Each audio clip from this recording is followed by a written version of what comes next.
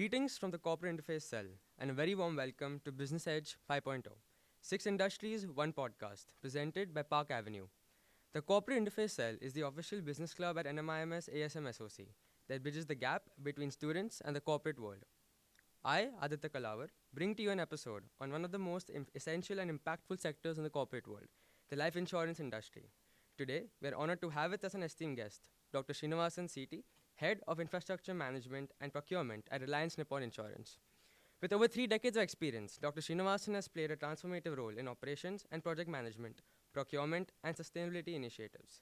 He is known for his cross-functional leadership, strategic planning, and excellence in driving corporate and environmental improvements. Join us as we dive into Dr. Srinivasan's incredible journey and the insights he brings from years of dedication and leadership in infrastructure as well as procurement. It truly is an honor having you here today, sir. My pleasure. Let us begin with the first segment, shall we? Yeah, shall we? To begin with, could you tell us about your current role and key responsibilities as Head of Infrastructure Management and Procurement at Reliance Nippon Insurance? Okay. Reliance Nippon has a 713 branch network. Okay.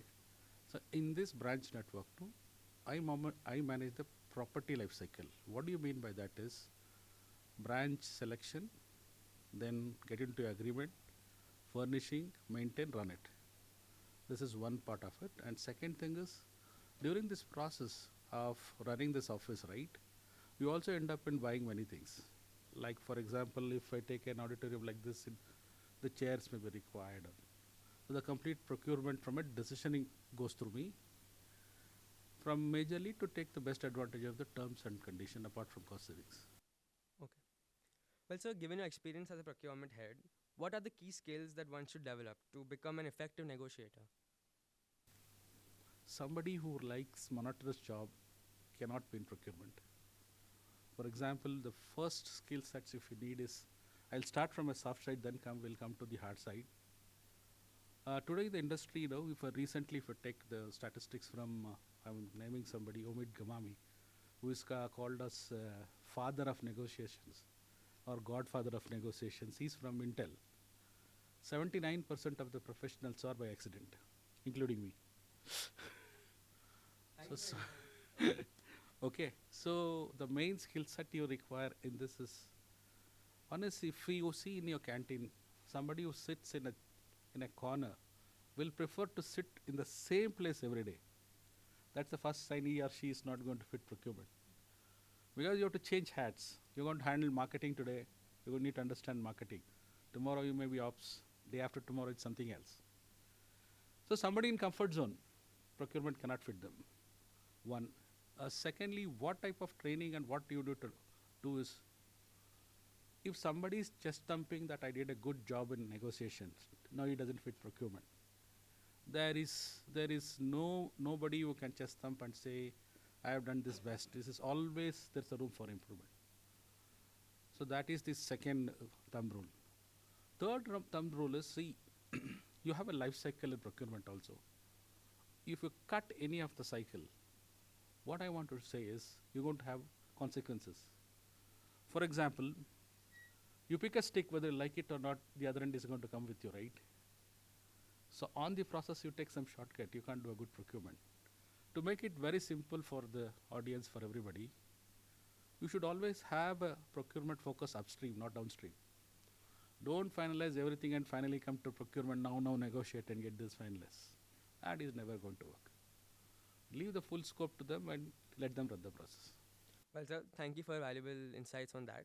And since you mentioned that procurement lifecycle plays a very essential role, my next question to you is, in your opinion, what makes a successful infrastructure project from inception to maturity? See, project is defined only by timeline. If you meet timelines, it is successful. If it doesn't, it's a failure. They don't look at the look, feel and all. No, those things there are independent audits going on. Something called a BOQ excuse. BOQ means a bill of quantity. Like for example, if you're building this room, the AC tonnage, type, everything gets designed. So they get filtered in those. So nobody's bothered about those things. What they're bothered about is the time to market, because if it delays, you are losing an opportunity to get into the market. So generally infrastructure projects are defined by timelines. By the way, the second airport is going live of Panvel by March. So it's up and ready. So that is a successful project. That's what the government is going to define. Thank you for that answer, sir. You played a key role in establishing large scale infrastructure and managing relocations across numerous branches, right? What challenges have you faced while overseeing such complex projects, and how do you ensure that they run smoothly? You need to have a good team first. Okay? Ensure a team is better than you. Then things fall in place. The other aspect of it, right? There are two phases, right? See, if you have, I, for the simplicity of the audience, if you have to cut a tree, right? I will not spend 2 hours probably. I would probably spend 7.5 hours in sharpening the axe, and probably cut it in half an hour. Infrastructure projects, especially, my piece of see advice only people do what did not work for them. My tips, or I can share with you, is it's to even let the project get delayed by 1 or 2 days, but don't miss your planning to the T, that you are very sure of each and every item. Infrastructure projects cannot be that I will go start the project, then discover what can be done. That is not possible in infrastructure projects. That will be a terrible mess. So, sir, you mentioned about your analogy of sharpening the axe and cutting the tree in half an hour. So my next question to you is, um, can you share your thoughts on the role of sustainability in infrastructure and procurement, and why it's becoming increasingly so important? See, sustainability from the last 2.5 years, it's the most common topic talked about in the entire boardrooms, if you ask me. So, from a broader perspective, what you folks need to understand is a company gets listed in ESG based on its operations. For example, till last year, banking and insurances, especially insurance, was not listed in the EST. What do you mean by that is, you have a regulatory body for the banks as SEBI, for the insurance, the IRDA. They were not demanding that these things has to be done. Now, what have come is, they have come with a regulation that you have to comply. There are a lot of misconception and misunderstanding on this whole concept, because uh, people are at learning. But I will make it very simple for the understanding of the audience. Let us say you are operating a bottle of water plant, a water plant. Right from your employees till it's produced, dispatched, and till it goes to the end customer, there are a lot of activities. Are you impacting the environment in any of this case, including power, etc., all that? So, hmm. So you mentioned about the different hindrances that are faced to comply with the regulations of the IRDI. Could you elaborate on that? So what happens is, IRDA comes out with he has come out with a regulation saying that you you need to have a climate risk framework.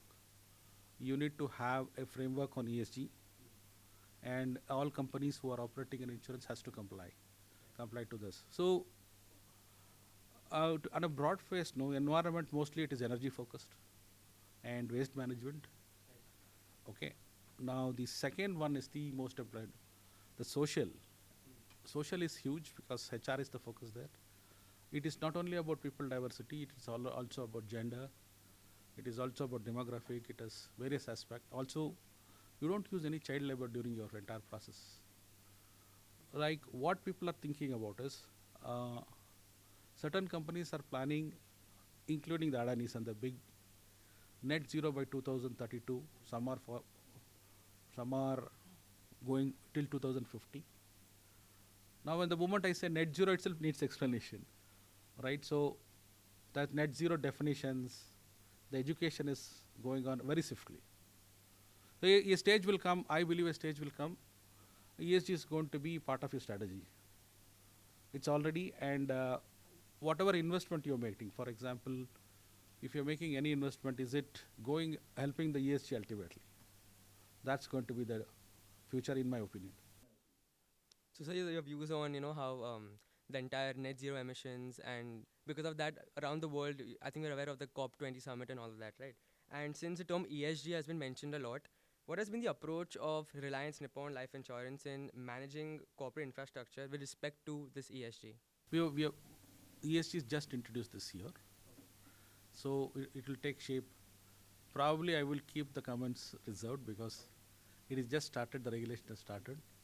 But for the uh, information of the audience, we are the benchmark company in the insurance world and banking for the lowest power consumption. That is the type of work we have done. So just to let you know, for an 8-hour building, there is some measure called energy performance index. Average companies the index stays at 75. We are at 55. Okay, just to let you know, sitting here, the ACs of the branch we control through IoT.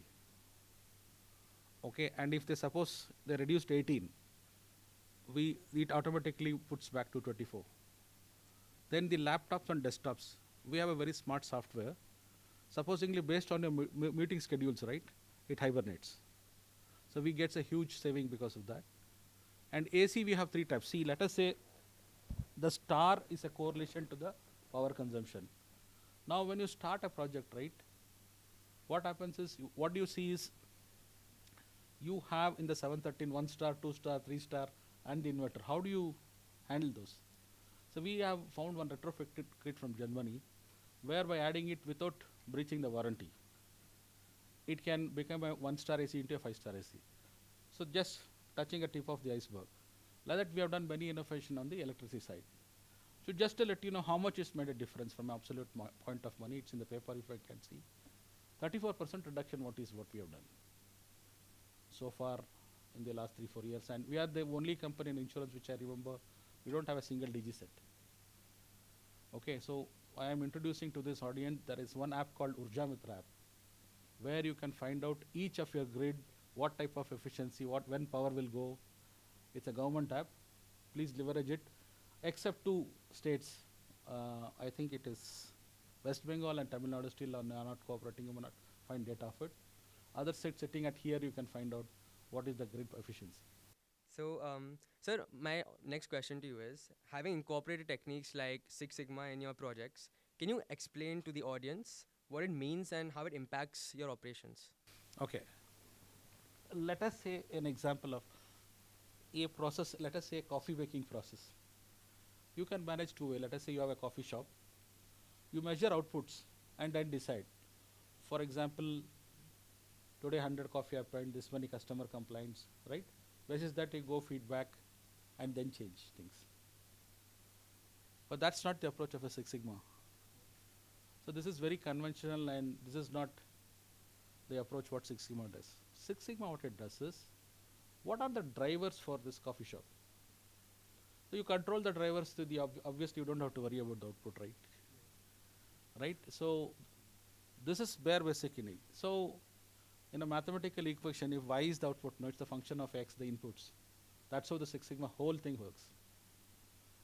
So what if you want to ask me, first identifying the process, its inputs, its drivers, etc. That takes 95% of the time. Afterwards, applying the tools and getting what you want, whether it's a regression equation or you want to bring it in a mathematical model, it's just a monkey's job. It's very quite easy. But if you go and see, actually, may not be now, but most of the companies are realizing, first there is no process definitions, then there is no process measures, then process doesn't have ownership. So by the time you put 99% of your problem will vanish. So, sir, you mentioned about driving forces, right? That's like 95% of the job, which takes most of the grunt work. So, with regard to procurement infrastructure, how exactly do you find out the driving forces? Yeah, I should give you a Oscar for this question. You're taking out my secrets. Okay. First, fundamentally, you need to have a role clarity. See, there is difference from accountability to responsibility. Let's say you're working for me. You are responsible for a task, but something goof ups happens. You are not. I am accountable. So you have a clear-cut definitions. So what I do, when some of you are going to become managers, etc., so it could be very handy. The first skill you need is organizing skills. Who is going to do what and balancing it out. Okay, there are cycle time studies, there are many things you can do. First you did that. Second is, what is your terrain? What you are supposed to do daily, what you are supposed to do monthly, what you are supposed to yearly, annually. In that, what is compliance matters. That calendar you don't have. You're going to, okay. Then third most important is, any situation happens, it travels in 3 stages. First it becomes important, then it gets into urgent, then it gets into a crisis. You should be very clear what is important and urgent. Okay, there are many time wasters which can pull you. Just focus on the important ones. You will never get into urgency and crisis. But this has a practical problem. You will not be recognized for your performance. People who solve crisis become heroes. That is a practical problem with any organization. So you mentioned about organizational skills, right? Knowing who has to do exactly what. But since we are dealing with human beings at the end of the day, you cannot predict their behavior very carefully, right? So how do you foster a high performance culture and are able to motivate your team to achieve this organization process? Absolutely fantastic question. Okay.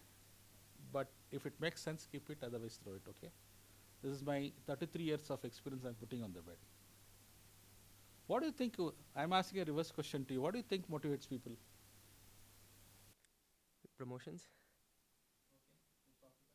uh, salary hikes, bonuses, or just acknowledgement of of a job well done. And So I'll tell you. You have Maslow's law of hierarchy, right? Yes. So you have many people. Some of them are in the basic needs. Some of them are the security needs. Some of them are in the self-esteem needs. Some of them are in the self-actualization. How would promotion and work for everybody? Promotion, salaries, bonus have heights. They don't have lengths. They don't have lengths. What motivates people is, one of the statistics I would like to tell you, but I don't have a document to show to you. The attrition with my team has been the lowest throughout in my career. That is because of not the strict, this is by principle. People get motivated throughout the world not because of money does matter, is a belief on you. No matter whatever happens, I am in the right hands. If you can create that belief, people will stay with you, they will be motivated to work. Okay, so when they will have that belief, when 3 things happens, fairness, and there is justice and knowledge. If these 3 they see in you, they will stick to you. That is what motivates people. Because like, there are people in my age and what motivates them? They don't, it's the self-esteem. Somebody saying a good job motivates them, that's it, but it doesn't stay long. But they have larger beliefs. Okay, let us talk about, there will be a lot of people who are very well doing, financially independent. Why are they still working? Right? If money was the issue, they should not be working, right? Because their goal changes to something else, they believe something else takes into place. So, to make the long story short, no, if the candidate or the team has a very strong belief on you, if you can create that, that's what motivates people. right. So I think, given your thoughts on motivation, that I would say I give our audience a different perspective on how they can view what motivates people. So going on a slightly different tangent, my next question to you is, given that you're in a highly evolving and competitive field, how do you stay updated on industry trends and what would you say is the biggest upcoming trend in this industry? So, you want to talk about insurance or you want to talk about in procurement? So if you could say a little bit about both. Both, okay. So, you have 2 questions. How do I keep myself updated? How do I keep myself, and also in industry, what is happening, how do I keep up? See, you have a limited capacity in your brain, right? First, you should be aware of that. Otherwise, you're going to mess around. So, on a lighter note, you need to definitely put special efforts in terms of identifying. So, what we have is, we have a WhatsApp group of these experts in procurement. We keep exchanging ideas, what to be done, what not to be done. That is one way of learning. Second, no, a lot of people ignore this conferences which come. The reason I've come here is not to tell you something, I'm also learning something. Right? Let me put you something. How much serious I am. I'm supposed to be on vacation on Friday and Saturday. Because of the session, I've cancelled those and I've come here. So that is the type of effort it takes you to keep your knowledge updated. Now I'll have two, three things. I get a pulse of what is happening in this industry. What type of students? I get a pulse of it, right? So that effort you have to put. Otherwise, it is not. So in the industry, what is happening, whether it is banking or life insurance, okay, everybody is becoming a tech company issuing policies and banking products. Everybody. That is the industry trend. Okay. So finally, my question to you is, what advice would you give to students who want to follow a niche career like yours, who want to get into infrastructure and procurement? What advice would you give them? Okay. Any career you take, there are three constants in life which I have realized. Okay. I am not sure in this crowd or whoever is hearing me. Okay. Now these three constants will drive you those. I don't think so anybody have discovered what is your purpose of life. That is the first question which drives many things. But I want to give you, as I was speaking in the canteen, there are three constants. My experience may be in certain time, correct? That may not be relevant now. But this, what I'm going to say, it's never going to die. And these three constants is going to be there for lifetime, your generation, your future generation. So I will give you something that tip to you too. So the three constant is, one is a choice. No matter whatever happens, you have a choice to make. Number two, principles don't change. You can't get a rank in overnight. You have to put an effort daily. Principles don't change. Last, change is permanent. If these three constants you become aware and start adapting, any industry will not have problems. You will absolutely have no problems. Of course, you will have some jerks. See, always, life is not so sweet, right? It throws you hard challenges. You will come victorious if you do the right things. Thank you so much, sir. That was a very insightful conversation. Thank So you. as we wrap up the insightful discussion, I would like to thank you on sharing your valuable insights with us. I'm confident that our listeners have gained a wealth of knowledge from your expertise. Now let's shift gears and dive into the more exciting part of our podcast, the rapid fire round. I'll be asking you a series of questions, so should we get started? Yeah, sure. But you're not showing me the question again. No. My first question to you, what is your definition of success? Success is a progression, realization of a wealthy goal, to me. So, I'll tell you what it is. I'll give an example. One of my guys, when I'm doing the monthly presentation in production, he used to put we didn't have overhead projectors. There was one projector we used to carry, and we used to connect our so-called the Dabba laptop of Apple and connect it and put in. This guy was doing this. But this guy became a head of sales at Tata Sky, zonal manager ban gaya. He brought his first iPhone. He called me, saying that I realized because that day you told me certain things, it happened, I worked. So I feel that is success to me. That is a progressive realization of doing something on the career council of that fellow worked for me. Money is, I'll tell you, a lot of people want to know about money. Okay, I come from a very, very humble background where my father expert at 5. Money is not physical, it's more psychological. One example I'll give you, then you can go in that line. All of you are capable. See, with my challenges, if I can come up so much, where if there was no industrialization, look at it, what it's your. You can do 10 times better than me. But what is money psychology is, people are muddled without clarity. For example, somebody thinks, if you have to be loved and money cannot go well. Okay? Pyar aaya to paisa chala jata hai. But look at it like the educated fools. Okay? Love is a feeling. It is not tangible. You can't touch and feel. Correct? You can touch and count on how much it is. It's just a feeling. So these two, by comparing, you will pull your ability of earning the money. So one psychological which money can multiply, it's my experience. I don't advocate you try it out. Okay? Loving money using people. You got it wrong. Love people, use money. It comes automatically. That's what is my experience being.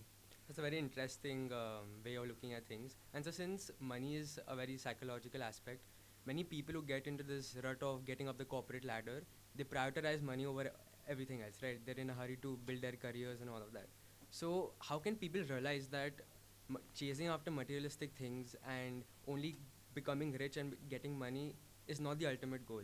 How do you think people can realize that early on in their career? So in corporate, there are only two, three types of people, okay? For the benefit of I rationally subgroup them.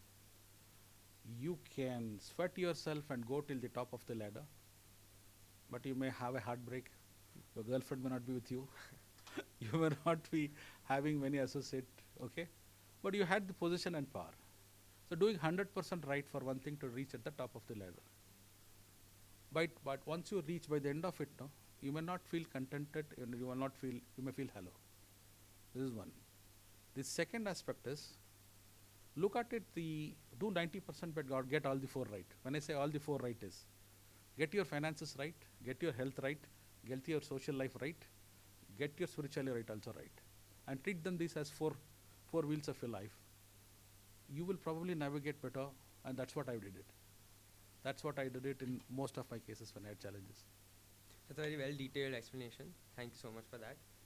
On to my next question, sir. Who's a mentor that you admire throughout your life, throughout your career so far? Absolutely. I had a reporting manager called KSJ Shankar. He still there. He was the quality director at Symphony. So my kiddo, she put her finger between the door and one of the nails had come up. And I was inside a plant doing a new product setup, etc. all that. Okay. I never knew. 4 o'clock he comes, this happened. I did everything. Nothing to worry. I rarely get, what you say, bosses of that type in the current. You won't find, it's very rare. He told me something about quality management systems. You know this ISO 9000. We were all applying, and he asked me, what is this doing, ISO? Okay. What is it really doing? We were saying it's becoming systemic, we're moving from people dependency to systemic dependency. But he said just one beautiful statement. This is one part of the experience, but like that I had for 3 years non-stop. So that's what I think is the person. He said, these management systems make your business predictable. So that type of analytics and that type of, he was the mentor. And what I did it is, once I realized I grew up with such people. And one of the people is his father also. Such people, and see, when you are with such people, either they become like you or you will become like them. That's the whole idea. But he sounds like a great mentor, and I'm glad my father was one of them. Well, sir. So one piece of advice that you would want to give to your younger self? To my? Your younger self. When I was young? Yeah. Probably I should not have switched too many jobs. So could you elaborate on that a little bit? See what happens, right? The companies I left were in a span of 5 to 6 years. But you have to go to the top, right? If you are willing to grow to the top. People who stick to the same role for a longer time seems to be more qualified, and they seems to have a trust in those people than people who are happy. Right. Okay, sir. Yeah. That was one. And second thing, probably I should have done my degrees and MBS and then got, but my family couldn't afford. That is just a justification, but that would have been much better to my career. Thank you for sharing that, sir. Yeah. And my next question to you is, if you could work in any other industry other than insurance currently, which one would that be? Anything, I don't have no problem. Yeah. Because as you get into experience, from a specialist you move to a generalist. Okay. Everything is like the GPS, Like you have unknown terrain, a lady comes and tells left, right, and you go right. Right. Likewise, you go to a new industry, you first identify the terrain, find how to navigate, then navigate. That's it. So you want specialization, you want technologically update or anything, you get specialists, take their help. So industry won't matter to me now. Right, sir. So my next question will set a slightly lighter tone to this conversation. One thing you can't live without in your office. One thing I can't live without in my in office. your office. My 3 o'clock chai of Arun. So do you take that with sugar or without sugar? Without sugar. Without sugar. That guy makes amazing chai. Yeah? Yeah. Okay. So what's the most challenging part of your job Currently, currently? Yeah. 3 things. You have to have very strong networking skills. Okay. Second, you know to anticipate. For example, in 7:30, either what will burn etc. We need to have proper procedures and protocols. Right. Third is, see what you try. See, I'm asking, think about all of you. Okay, this is the biggest challenge I have too. Your results this year is same as last year. If you look at deeply, no, you did the same thing as last year. That's why the results. In my job doesn't work. What I did this year, no, I can't do next year. I need to change things so that I get better outcomes. Right. And year on of year, how many times you will get the options? That is the challenge. Right, sir. And so lastly, if you could meet any leader, past or present, who would that be? Past or present? Yes. Of course, Narendra Modi. Narendra Modi. I Recently was just close Yeah. to miss him. Oh, well, sir. That was swift round. We come to the end of this segment. Let us now move on to the next set of questions that are on the minds of our curious listeners. I will be asking you some frequently asked questions under our next segment, CIC Wants to Know. Yeah.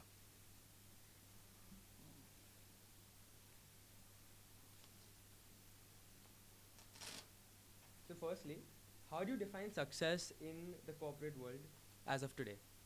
Is how much are you dependable? First, are you dependable?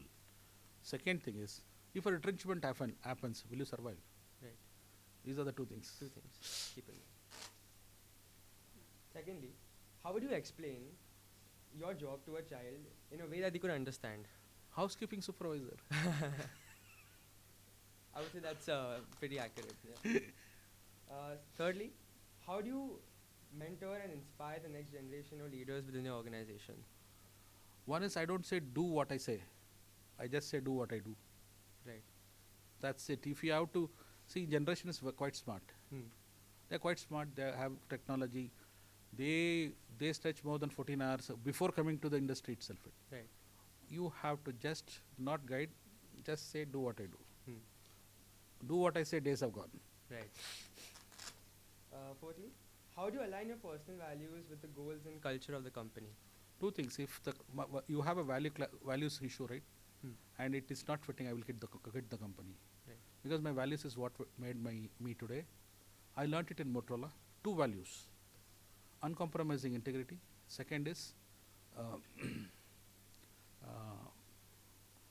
respect to all. These two values is gone in my DNA and fabric. Okay. This can't change. So yeah.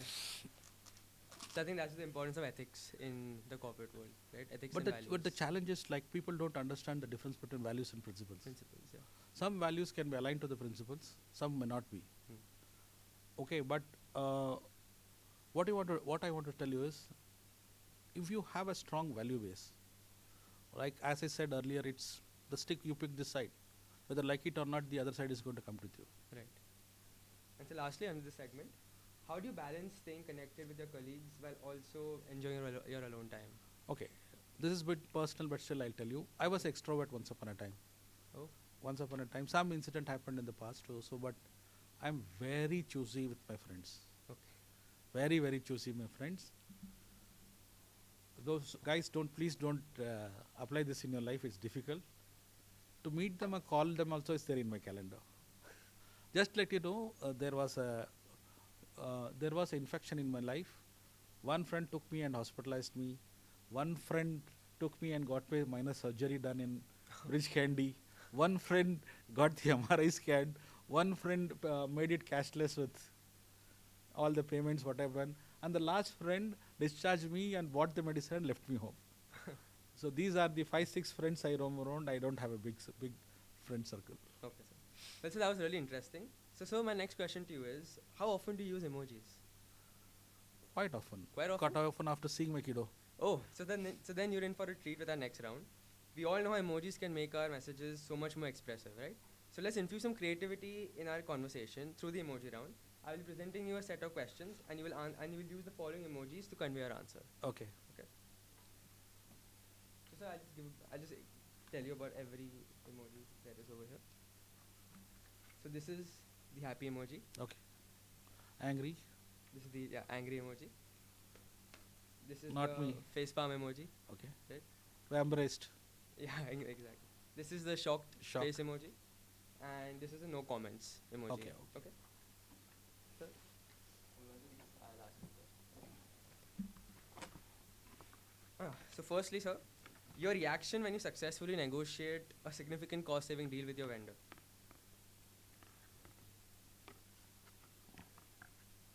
Significant cost saving with the vendor. Yes. It's a no comment. No comment. Oh, Why I'll tell you. Today the issue is so transparent, right? If you get a very low cost, the other person comes to know, right. and it is not sustainable. Hmm. Okay, so transparency is the key there. Okay. Your reaction when you face a sudden challenge in balancing multiple procurement contracts. Very happy. Happy, really?